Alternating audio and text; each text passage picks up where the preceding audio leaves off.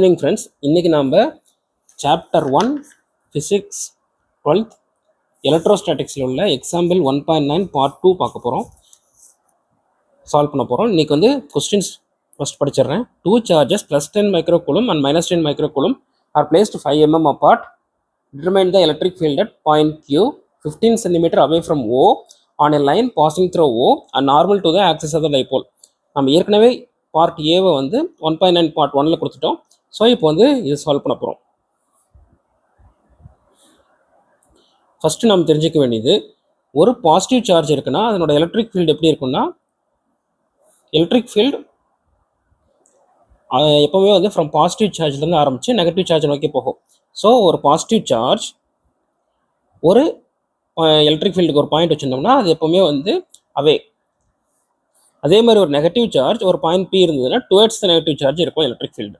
So நம்ம டயக்ராமில் கொடுத்துருக்கிறத வச்சு இந்த மாதிரி வரையலாம். பாயிண்ட் ஏ, பாயிண்ட் பி, ரெண்டுல பாயிண்ட் ஓ, 15 சென்டிமீட்டர் வந்து ஃப்ரம் கியூ. ஏ வந்து -10 மைக்ரோகூலும், பி வந்து +10 மைக்ரோகூலும்.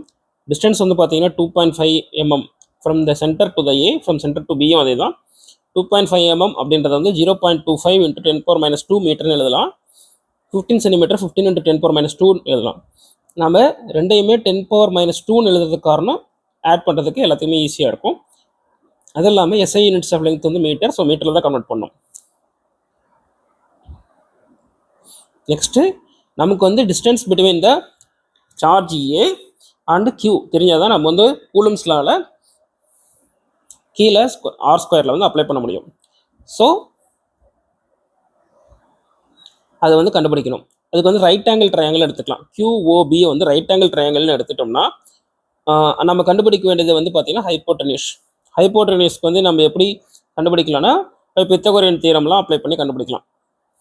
எப்படின்னா, இன் ட்ரையாங்கிள் QOB OQவோட இது வந்து பார்த்தீங்கன்னா 15 × 10⁻² மீட்டர், OB வந்து 0.25 × 10⁻² மீட்டர். ஹைப்போட்டனியூஸ் எவ்வளோன்னு தெரியணும். ரைட் ஆங்கிள் ட்ரையாங்கிளில் பித்தகோரஸ் தியரம் படி hypotenuse the whole square equal to OB² + OQ².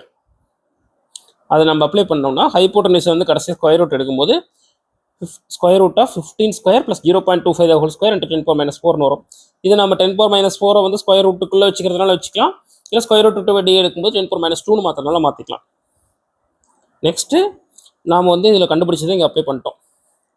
So OBQ இது ஏ.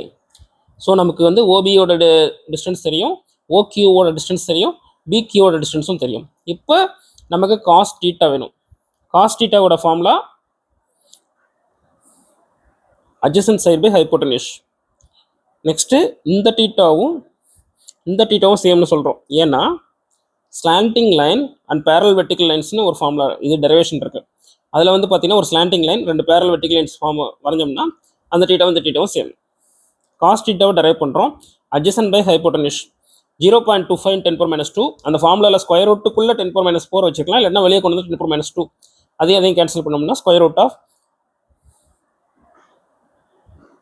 Equal to 0.25 divided by square root of 15² + 0.25 whole square. So இப்போ நம்ம எல்லாமே அப்ளை பண்ணுறோம். இப்போது நம்ம ஸ்டார்டிங்கில் பார்த்த மாதிரி பி வந்து பாசிட்டிவ் சார்ஜ். பாசிட்டிவ் சார்ஜ்னா பாயிண்ட் கியூவில் என்ன பண்ணும், away from the positive charge தான் எலக்ட்ரிக் ஃபீல்ட் டைரக்ஷன் இருக்கும். அதே வந்து பாயிண்ட் ஏ வந்து negative charge. So towards the negative charge வந்து எலக்ட்ரிக் ஃபீல்டு இருக்கும். So electric field due to +10 microcoulomb வந்து அவே ஃப்ரம் பாசிட்டிவ் சார்ஜ். இது வந்து electric field due to -10 microcoulomb. ரெண்டுமே வந்து ஈக்குவல் வேல்யூ வர மாதிரி இருந்ததுன்னா ரெண்டுக்கும் சென்டரில் பைசைட் பண்ணுற மாதிரி ரிசல்டன் வெக்டார் ஃபார்ம் ஆகும். ஸோ ரிசல்டன் கண்டுபிடிக்கிறதுக்கு வந்து நம்ம ஆங்கிள் தீட்டா வேணும். தீட்டா நம்ம ஏற்கனவே என்ன பார்த்தோம், slanting line and parallel vertical lines படி அந்த தீட்டாவும் இந்த தீட்டாவும் சேம். ஸோ தீட்டா நமக்கு தெரியும். ஸோ இந்த காஸ் தீட்டாவை கண்டுபிடிச்சி நம்ம அங்கே அப்ளை பண்ணலாம். Cos theta equal to adjacent side by hypotenuse. So 0.25 divided by 15² + 0.25 whole ஸ்கொயரை வந்து ஸ்கொயர் ரூட் எடுத்தோம்னா கரெக்டாக வந்துடும். ஸோ இப்போ நம்ம electric field at point Q கண்டுபிடிக்கிறதுக்கு first electric field at point Q due to -10 microcoulomb at A கண்டுபிடிக்கிறோம். Charge வந்து -10 மைக்ரோகூலம். மைக்ரோ கூலுமை மாற்றணும்னா into 10⁻⁻6 coulomb. So -10⁻⁻5 coulomb.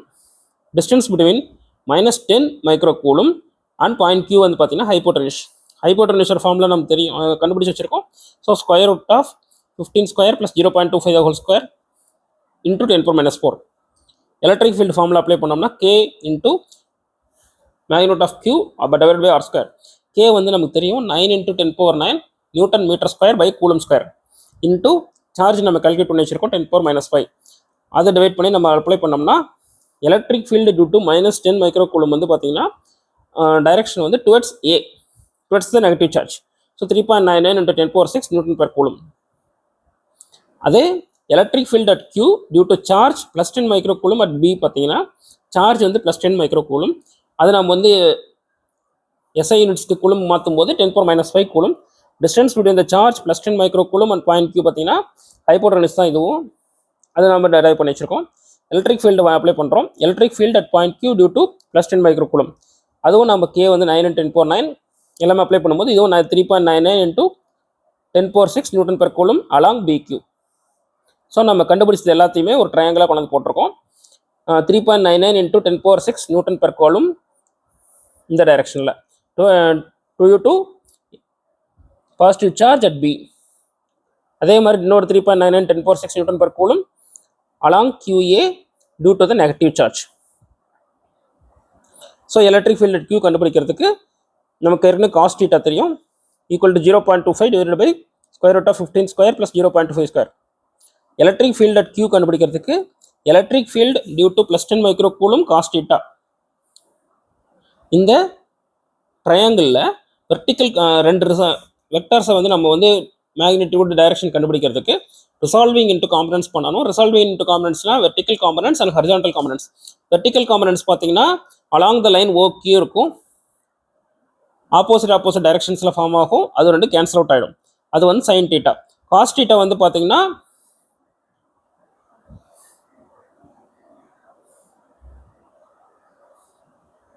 electric field at Q equal to electric field due to +10 microcoulomb cos θ plus electric field due to -10 microcoulomb cos θ.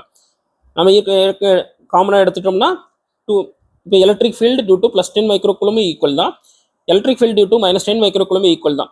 So அதை வந்து நம்ம plus ரெண்டுமே வந்து நம்ம 2 மல்டிபிள்ஸ்னு எடுத்துக்கிறோம். ஸோ அதெல்லாமே சால்வ் பண்ணும்போது நமக்கு 1.33 × 10⁻5 Newton per coulomb along BA கிடைக்கும். இன்னொரு ஃபார்முலா இருக்குது, ஏற்கனவே நம்ம இன்னொரு யூடியூப் வீடியோவில் போட்டிருக்கோம். Electric field at a far away point அந்த normal to the axis of the dipole formula apply பண்ணோம்னா அந்த ஃபார்முலாலையும் 1.33 × 10⁻5 நியூட்டன் பெர் கூலும் தான் வரும்.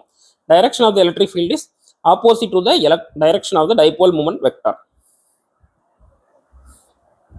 இந்த வீடியோ பிடிச்சிருந்தா சப்ஸ்கிரைப் பண்ணுங்கள், லைக் பண்ணுங்கள், உங்கள் ஃப்ரெண்ட்ஸ்க்கும் ஷேர் பண்ணுங்கள்.